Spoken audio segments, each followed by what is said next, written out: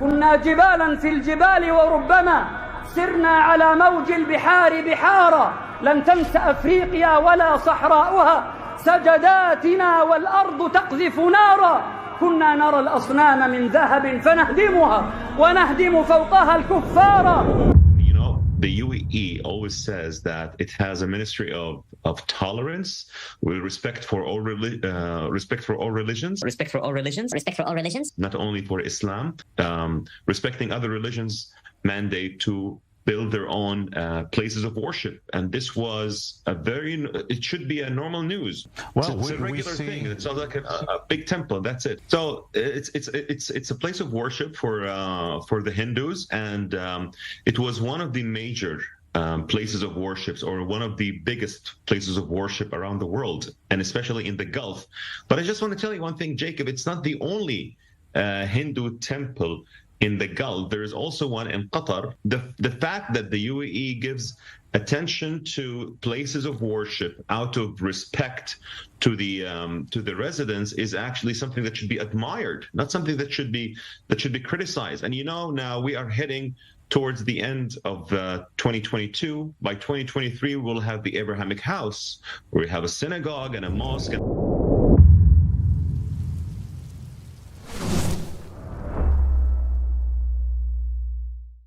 Question: is it permissible to build churches and Hindu temples in the Arabian Peninsula? What are the borders of the Arabian Peninsula? Is the UAE part of the Arabian Peninsula? Did the madhab of the Hanaf allow the building of churches in the Arabian Peninsula?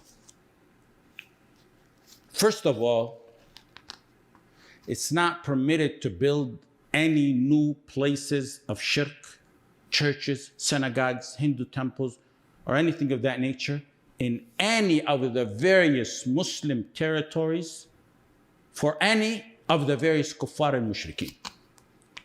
That's whether they were territories that were founded on tawheed from the beginning, or conquered peacefully or militarily.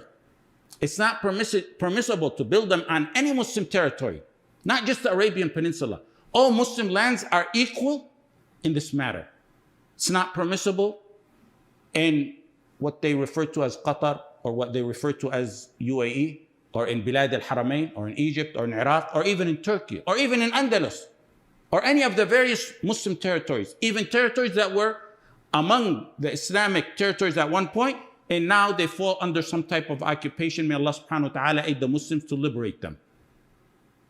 Yes, it's more essential that Al-Jazeera al-Arabiya be kept more pure and more protected and fully shielded from kufr and kuffar, but this specific detail is not among the specialties of Al-Jazeera al-Arabiya, except that it's a bigger crime when it's done inside the borders of Al-Jazeera al-Arabiya, the heart of the Islamic territories, the land that's supposed to be the base and fort of Islam, the land that's supposed to be the refuge for Islam and Muslims.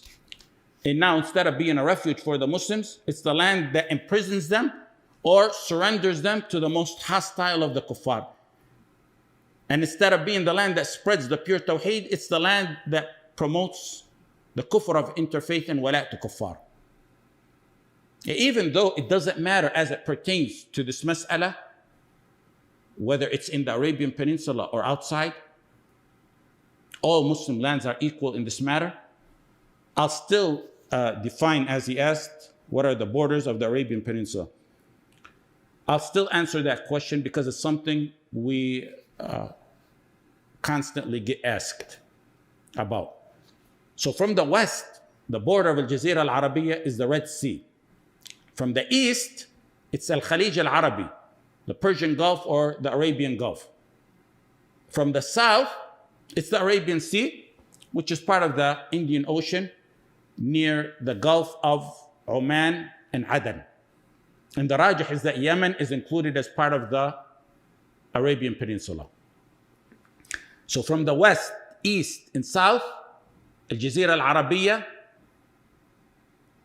is bordered with the three bodies of water. Now from the north, Ibn Taymiyyah rahimahullah ta'ala said, it's up to the border of the beginning of Bilad al-Sham. What's Bilad al-Sham? Bilad al-Sham refers to what is today Al-Urdun, Jordan, Syria, Palestine, Lebanon, and a small portion of what's today Iraq, and a small portion of what's today even Turkey, near Antakya.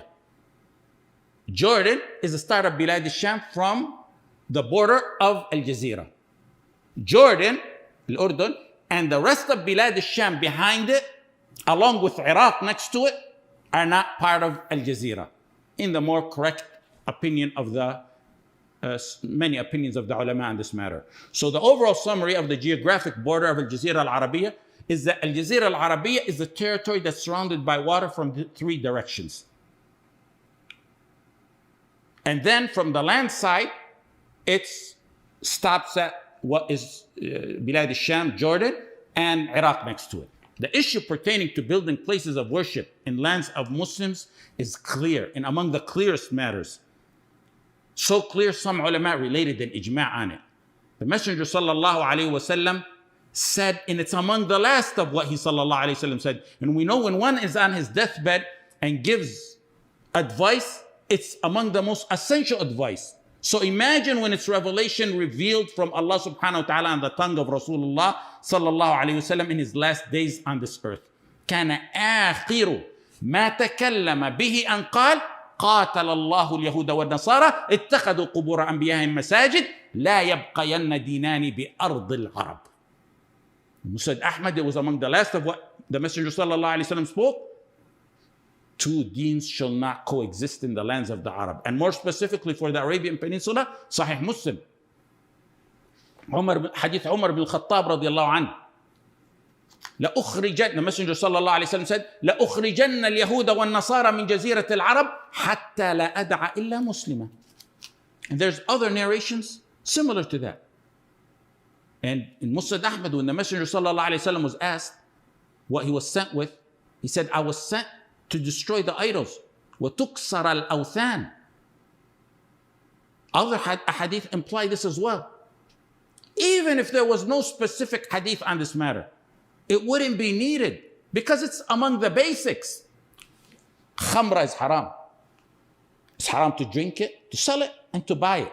So do you build a bar for them to drink in it? Zina and prostitution are haram. Do you build a prostitution house for them to commit zina in it? Shirk is the most horrendous sin committed on the face of this earth. Mightier than zina and alcohol and riba combined. Whoever falls into shirk is eternally destined to Jahannam.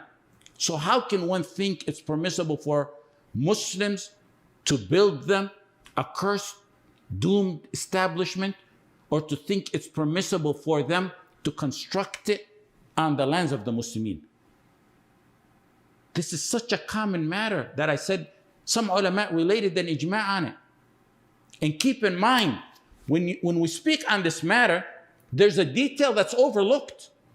When most of the ulama were talking about this issue, the earlier ulama especially, it was in the context of kuffar living in Muslim lands, building and fixing up their own places of worship. They prohibited that for them, to build them for themselves.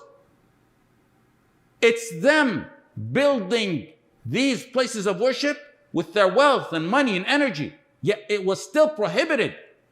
Imagine when it's tawaghit who claim to be on tawheed, taking the wealth from the hungry stomachs of this ummah to build places of worship for the various mushrikeen who are hostile towards Islam and Muslimin. Among the ulama who related an ijma' on this matter is As-Subki. He said there's ijma' that it's prohibited to build or renovate or fix or update or maintain a church. And of course, when you say a church, it includes other places of worship just like it for the mushrikeen and kuffar. Az-Zayla'i, who is a Hanafi, related an ijma' on this matter. He said kuffar living under Muslim rule in Muslim lands, if they wish to build places of worship, they are not permitted to do so by ijma'. And Al-Insaf and Al-Furu', they related that Ibn Taymiyyah rahimahullah ta'ala, mentioned an ijma' on this matter as well. In Mukhtasar al-Fatawa al-Masriya, he said, لا يجوز تجديد الكنيسة باتفاق المسلمين. And back in the days when Shaykh Bakr Abu Zayd was active in what they call the big ulama in Bilad al-Haramain, around the year 1420 or 1421, this matter was so obvious that they themselves even related in ijma' prohibiting this matter. They said permitting and accepting places of worship for kuffar, like churches, or having specialized, designated places of worship for them in any of the Muslim lands is among the mightiest forms of aiding kufr and displaying their symbols. What they meant by specialized, designated places is something like what they have of designated prayer areas or the multi-faith prayer areas in hospitals and airports. And they considered that prohibited. Al-Hasan al-Basri said from the sunnah is to destroy the churches in old and new countries. Al-Tartushi in Siraj al-Muluk said Umar ibn Abdul Aziz rahimahullah ta'ala sent an order to his governor Urwa ibn Muhammad, who was his governor in Yemen, that no church or place of worship shall remain in the lands of the Muslims. And his governor Urwa carried that order out. Don't forget al-Shurut al-Umariyah. When Muslim lands were expanded and they got near Ash-Sham, where there's Christians, the Muslims needed to know how to deal with them. So Umar radiallahu anh made a list of rules to govern the relationship as it pertains to Ahl al-Dhimma. And they're referred to as Ash-Shurut al-Umariyah. Ibn al-Qayyim rahimahullah ta'ala mentioned them in his book Ahkam Ahl al-Dhimma, and other ulama did as well. Ibn al-Qayyim said their popularity, the popularity of these conditions is more sufficient than its chain. Because the ummah, he said, received these conditions in acceptance and mentioned them in their books and used them as proof, and the khulafa after Umar radiallahu an abided by them. Among those conditions is that the Nasara, the Christians, are not permitted to build new churches or any place of worship in the lands of the Muslimin. Some ulama from the Hanabila, Malikiyya, and others went to the point of discussing or disputing the slight detail of allowing them to restore and repair portions of their places of worship if they decay over time. Subki said, بناء الكنيسة حرام بالإجماع وكذا ترميمها. Restoration and renovation and repair is haram. And that's the more correct opinion on that detail. All four madhahib, without a doubt, agree on the prohibition of building any place of worship for kuffar and mushrikeen in Muslim territories. Malik, Shafi'i, Ahmad, rahimahumullah, the madhab of the Ahnaf, all have specific statements on this issue. It's the opinion of all four madhahib, without a doubt. Now the question is, did the madhab of the Ahnaf allow building of churches in the Arabian Peninsula?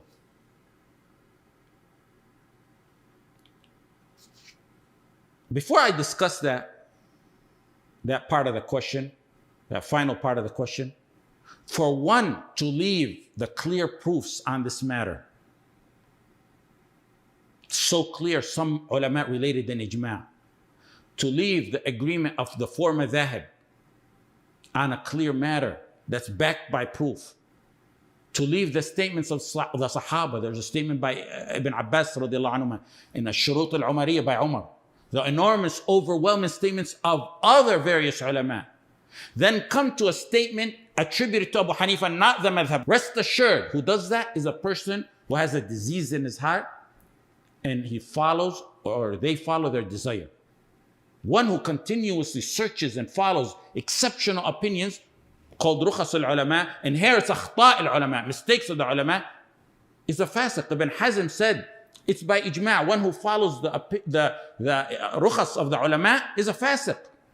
And we spoke on this, the person who selects opinions that suit his desire many times. Al-Awza'i, rahimahullah ta'ala, said, Man akhadha binawadir al-ulama kharaja min al-Islam. Whoever takes the rare opinions of the ulama leaves Islam, leaves the folds of Islam. What he most likely meant is that it ends up taking him out of Islam. We're talking about rare opinions that have no proof and are clearly wrong, like this matter. As to the opinion of Abu Hanifa, no, it's the opinion of Abu Hanifa, not the opinion of the madhab. The alleged statement is not as broad as they make it. The opinion attributed to Abu Hanifa is that it's okay, supposedly okay, to build churches in small towns that's fully occupied by kuffar with no Muslims amongst them. And it has to be in the outskirts and the small towns. And I remember several brothers asked me how to respond to someone who claims that Abu Hanifa rahmallah said you get ajr for building churches or renovating churches. It's not even what Abu Hanifa rahmallah ta'ala said. Abu Hanifa rahmallah ta'ala distinguishes between the structure and what's done in it. He permits a Muslim to build the structure in the conditions we meant, that it be in the outskirts with no Muslims, because he separates between that and the act itself. The building is one thing according to him. What's committed in it is another. And that's nearly identical or similar to his other erroneous opinion, rahimahullah ta'ala, on alcohol. According to Abu Hanifa, rahimahullah ta'ala, transporting alcohol to a dhimmi, a non-Muslim who lives under Muslim rule, if you transport alcohol to him, is permissible. Why? He separates between transported and the usage of it. The dhimmi, according to them, may use the khamra in something halal, like takhleel. Both the opinion on transporting the khamra and building of churches are wrong. Both of them are wrong. Now, where some get that Abu Hanifa said you get ajr for building or renovating a church is either clear tadlis, clear deceit, or someone who's ignorant and needs to watch what they spread. And inshallah, it's only the latter. Someone who hasn't taken from ulama or read books on ulama should be careful what he says. And let me show you how dangerous that is from this example. In Al-Fatawa Al-Hindiyya and other Hanafi reference books, Abu Hanifa rahmallah ta'ala said about a Muslim who's contracted to build a church, he said about it, Jaza wa yatibu lahu al-ajr. The statement of Abu Hanifa says it's permissible for him to construct it and get the ajr. Ajr here was ignorantly or deceitfully mistranslated into ajr from Allah when it meant monetary compensation for the work. Ajr in Arabic comes in the context of reward from Allah.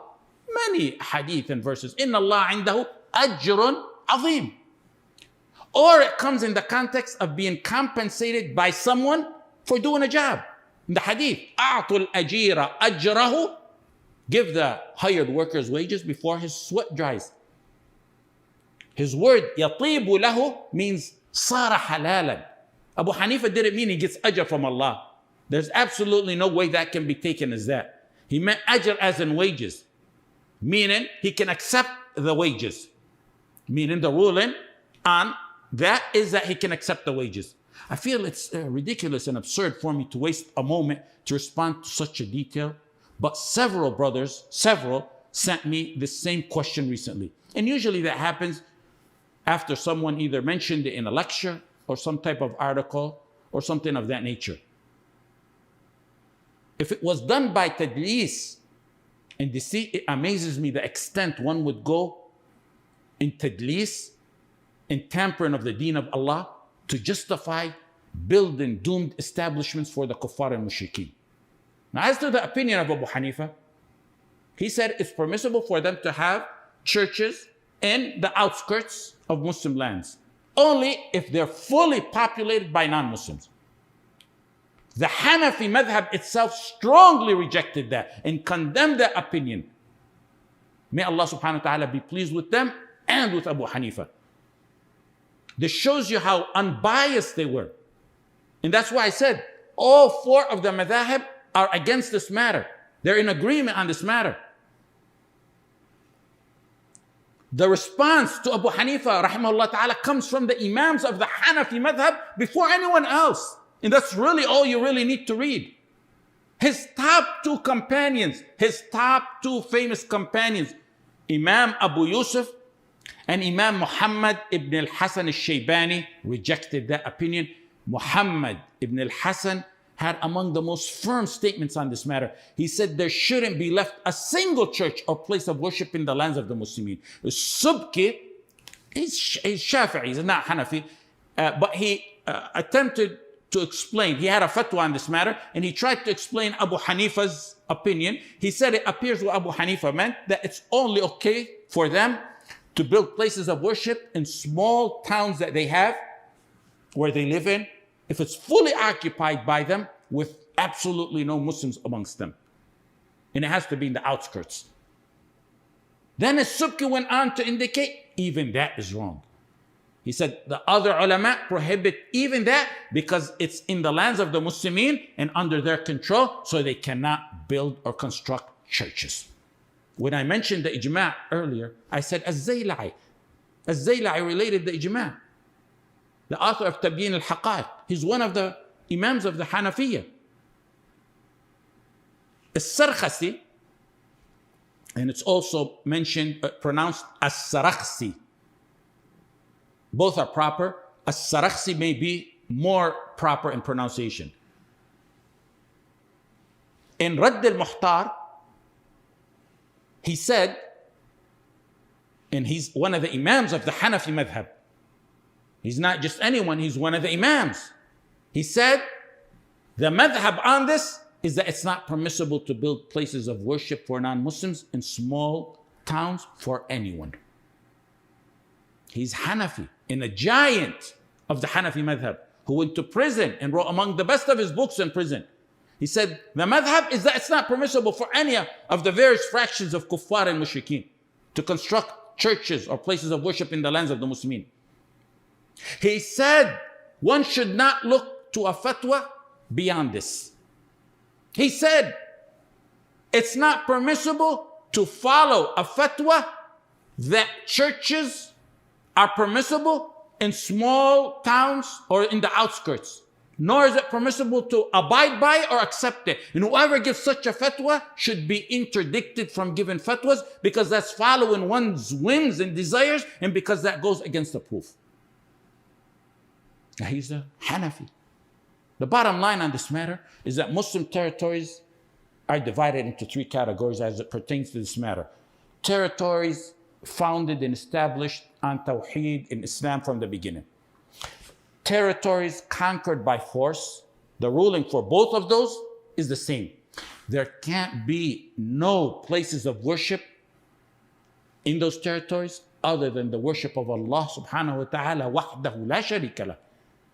Places of worship for other than Allah have no room in those territories, old or new.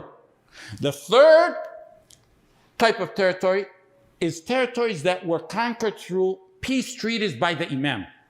In that situation, the Imam may allow them to keep what they have without public exposure or display of their shirk and kufr, and without being allowed to renovate or rebuild it if it's decayed or destroyed over time. And we said, the ulama mentioned the issue of minor restoration, and we said the correct opinion on that little detail is even that is not permissible. Having said that, this issue is among the many contemporary issues that unmask the munafiqeen of our time. When they come from politically motivated agendas and they attain their orders from their superiors, not from the Quran and Sunnah, you see the double standards and nifaq in this issue. You see those who are pro-Turkey, pro-Qatar, attacking what's referred to as UAE for a Hindu temple. When Qatar and Turkey themselves have churches, to us, they're all the same in this matter, because we speak from the pure foundation of the Quran and Sunnah. and the true manhaj of the Salaf, the pure Tawheed, the Hindu temples in places of shirk, in what's referred to as UAE, or what's referred to as Qatar, or the cathedrals in Kuwait, and no different than that, and worse than that is the Husayniyat that they have in Bilad al-Haramain. And like that is the Husayniyat that are allowed in Afghanistan, or even in Iraq, in Egypt, and elsewhere throughout the Muslim territories. They're all the same in this matter.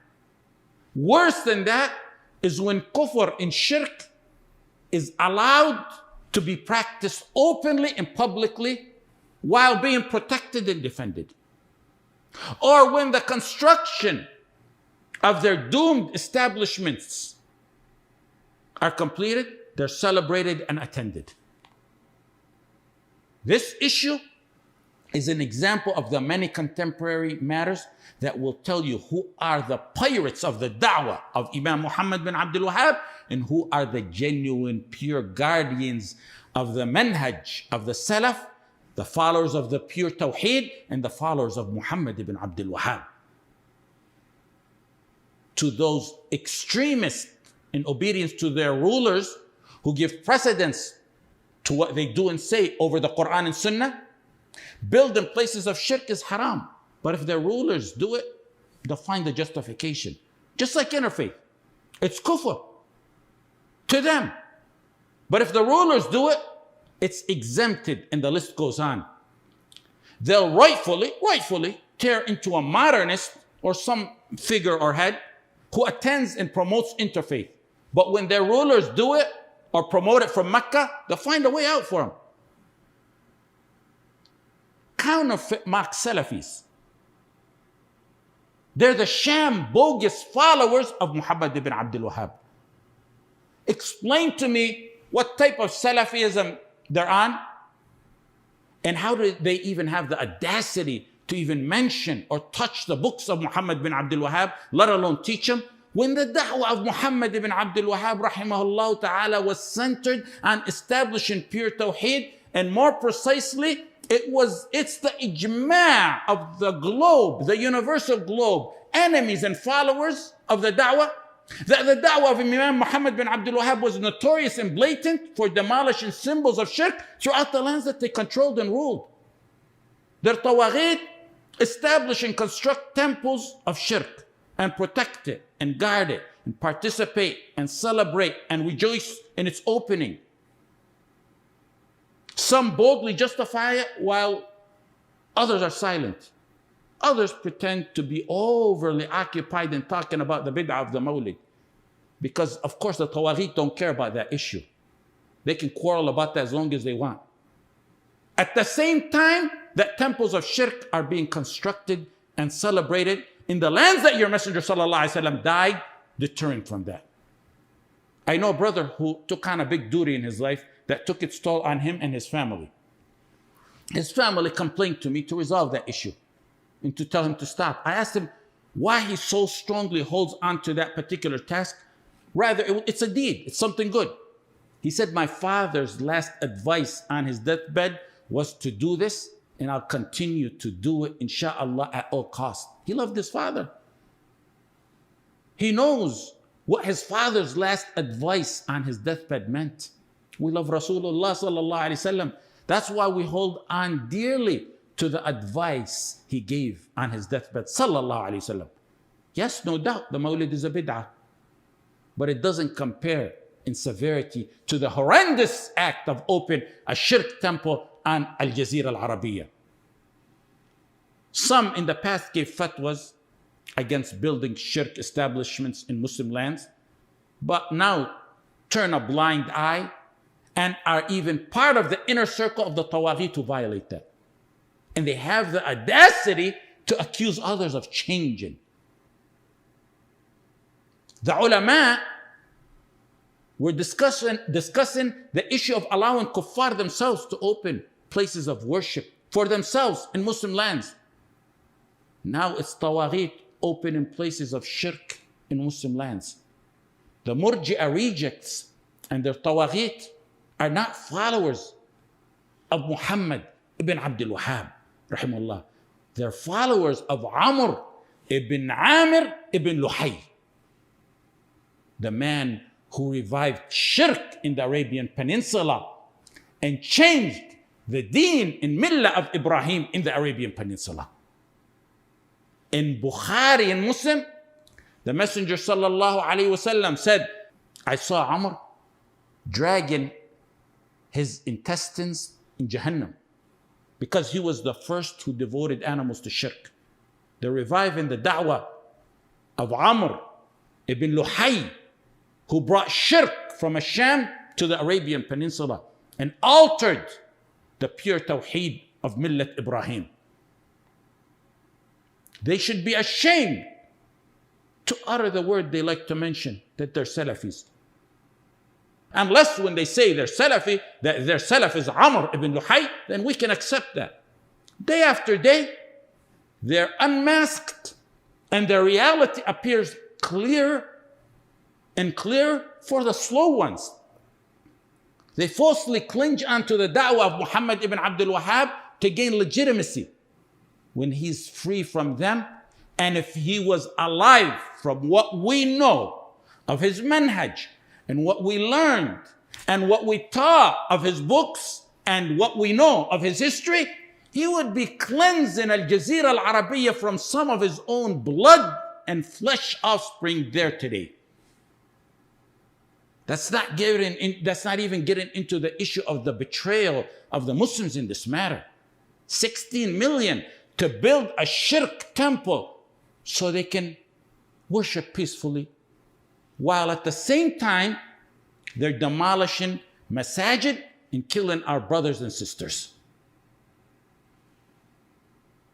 And also, what I would want to add to this is some say if we stop them from building places of worship in our lands, they won't allow us to do so in their lands.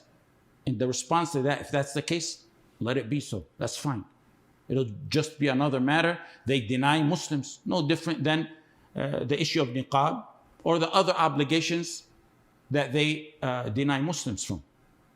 We hold on firm to the teachings of our Rasul sallallahu alaihi wasallam. Let's assume they do ban all the masajid. Warding off evil takes precedence over bringing benefits. Warding off the evil of having places of shirk in our lands takes precedence over the benefit of establishing masajid in their lands. Don't worry about it. Salah in your house is accepted. In their lands, they deny Muslimat the right to wear niqab and polygamy and other matters. So this will be no different. Building places of worship in any of the territories of the Muslim lands, especially Al Jazeera, is an invitation for people to join shirk and kufr. And also, if anyone objects to this, especially from the modernists, tell them, and the Murji'a as well, tell them the Vatican sits on 121 acres. 57 acres of it is gardens. Go ask them for a few acres so we can build a masjid there. Let's see if that's possible. No one criticizes that. It's okay to keep a stronghold of shirk and abuse of Allah subhanahu wa ta'ala, but we can't keep a fort of tawheed and praise of Allah subhanahu wa ta'ala. And I'll conclude with 3 rulings on this matter. The first one, by Abu al-Hasan al-Ash'ari and Ibn Taymiyyah and Bakr Abu Zayd rahimahumullah. Abu al-Hasan al-Ash'ari, as in al-Furuq lil-Qarafi, considered it kufr to build churches. Ibn Taymiyyah said, whoever believes that churches are the houses of Allah, Hindu temples and all other various places of worship for the kuffar are the same.